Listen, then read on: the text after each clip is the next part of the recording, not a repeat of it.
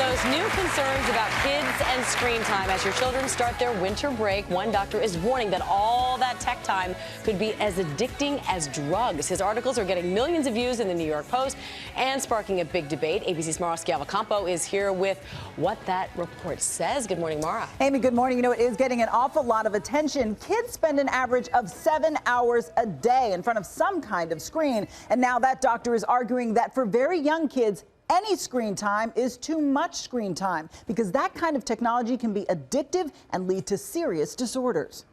This morning, one doctor arguing that all screen time is worse for children than previously thought. Adding some technology, from smartphones to tablets to video games, is downright dangerous and can even turn kids into psychotic junkies. You're calling it digital heroin. You really think it's that serious? I think that it actually affects the reward centers and the addictive parts of our brain in very similar ways. Dr. Nicholas Carteras's articles on the topic have gotten millions of views. The author of Glow Kids saying any screen time for young kids, including from video games and interactive educational programs, can be bad, possibly leading to ADHD, anxiety, depression, and even psychotic effects. Why? He says because it's simply too much for children's developing brains to handle, overstimulating their reward systems, interfering with reality, and affecting normal development.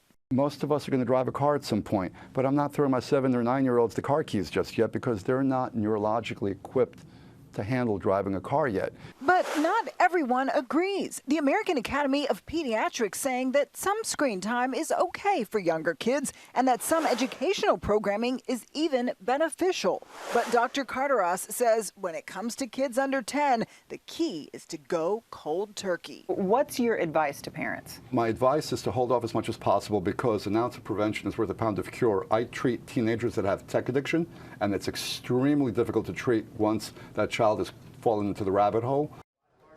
Now, Dr. Carteras does say that not all screens are equally bad. He says he sees the biggest problems coming from interactive screens, especially with violent video games, which he calls the absolute worst. And if your kid does have to use something, say for school, he says, Amy, to try a desktop computer. All right, Mara, ABC's chief health and medical editor, Dr. Richard Besser, joins us now. I mean, this is my world right now. Yeah. I have teenagers in my house and younger kids as well. And this doctor compares mobile devices to, he calls it digital heroin. Yeah.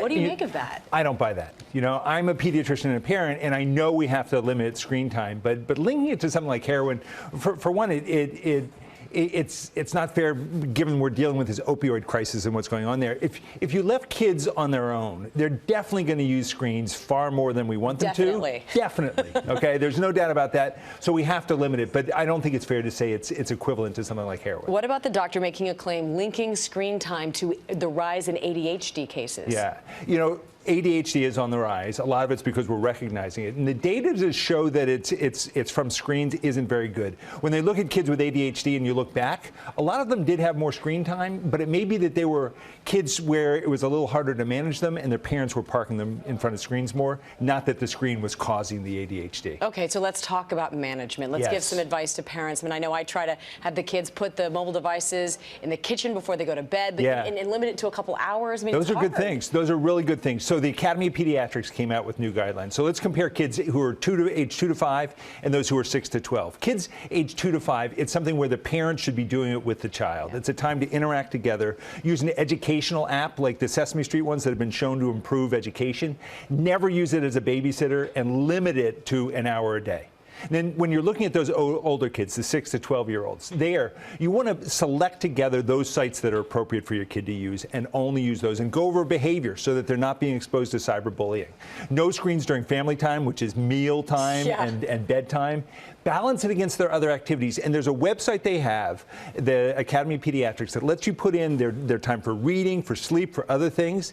And you're going to come down to no more than 1 or 2 hours, and that's all they're going to be doing. You didn't tackle teenagers. No. And the website will take you through teenagers as well. Okay, good, because I'll be reading that one. All right, Dr. B, thank you very much.